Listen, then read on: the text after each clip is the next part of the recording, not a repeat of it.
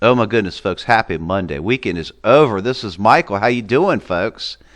In the wee hours of the night on the graveyard shift with your daily trivia question to get your day started, get your brand new week started, brand new week, brand new opportunities, and off we go running into it. Let's just jump in, shall we? So the answer to the previous trivia question was none other than Mr. James Traficant. What an interesting character. This is one of these fun people to research. So James Anthony Traficant Jr. served as a Democrat and later as an independent member of the United States House of Representatives, and he was from Ohio. He served in that role of public service from 1985 until July 24th of 2002. He had a lengthy run there in public service. This guy earned a Bachelor's of Science in Education and went on to earn 2 master's degree in Education Administration and Counseling. He would serve as the sheriff of his hometown county from 1981 to 1984, where he began making national headlines as someone who would fight for the working man, the common folk. He supported folks on a local level dealing with the declining economy associated with factory shutdowns. Remember, this is the 1980s in Ohio, right? Factory towns. Factories were shutting down, moving somewhere else. I think he made one of the main things he made national headlines was he refused to enforce as sheriff foreclosures on homes for people who had lost their jobs from these factories.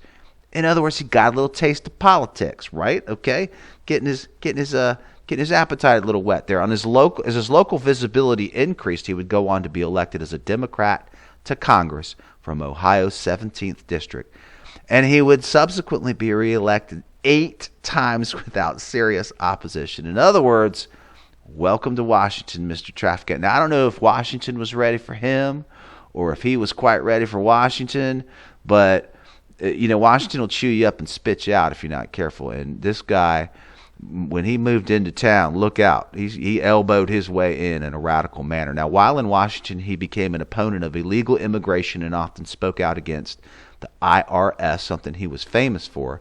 And he wound up voting for Republicans the majority of the time, which upset the Democrats. They were not happy with. Nobody was happy with this guy.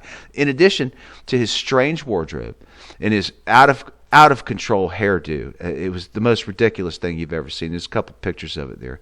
He became famous for his outrageous and unfocused tirades while speaking on the floor in these 1-minute speeches that would often be riddled and end with references to wanting to be beamed up from planet Earth because there's no intelligent life form down here, etc. He was quite the character.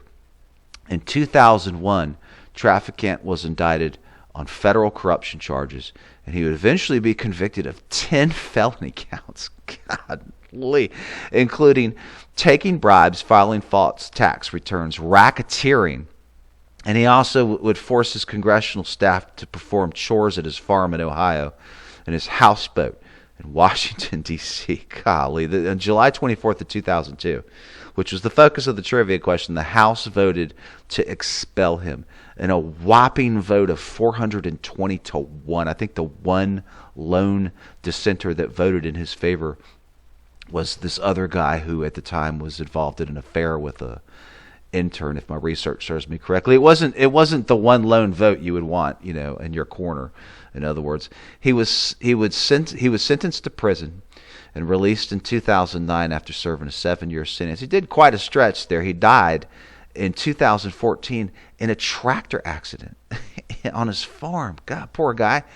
He's a lot of people look at his career and they think he's kind of sad. He really had no accomplishments, and he was known for his sound bites. Really, talking shows, political talking shows, he used his sound bites all the time, and he was kind of ridiculed, quite frankly. So some geek factoids: Traficant became the first member of the House of Representatives in over a century, outside the top leadership, to lack a single committee assignment. Kind of unheard of, but nobody wanted to put him on a committee because nobody wanted to give him anything to do. They were too scared of him, his radical aspect and so forth. Traficant would run as an independent candidate for another term in the House of Representatives while he was incarcerated at the United States Penitentiary. So he was one of the only people to run for federal office while in prison. Newsflash, he did not win. He did not win that. So I think I have some sound bites of him here. Check this out. Beam me up. I say it's time for Congress to shove these illegal tactics right up the assets of the IRS. I think it's time for our president, Mr. Bush, to say, read my lips, get out. What we're saying is, read my pocketbook. Beam me up, Mr. Speaker. It's time for President Bush to say, read my lips. This president has gone from Disney to Spielberg. Looney Tunes to outer space. He's not finished yet. I predict his next production will be a Stephen King thriller. Since the bomb did not detonate, it was not deadly.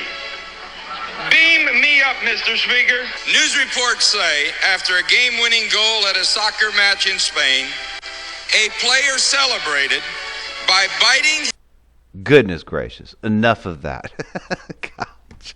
Enough of James Traficant. Moving on. Brand new week. Brand new trivia question. Here we go. July 25th. On this day, in 1992, the U.S. Army refuses to overturn a 127-year-old conviction against this doctor who had treated John Wilkes Booth following his assassination of President Abraham Lincoln. Good luck, folks. Go have yourself a good week. And thanks for all you do. I appreciate you guys, all of you, very much. Peace out.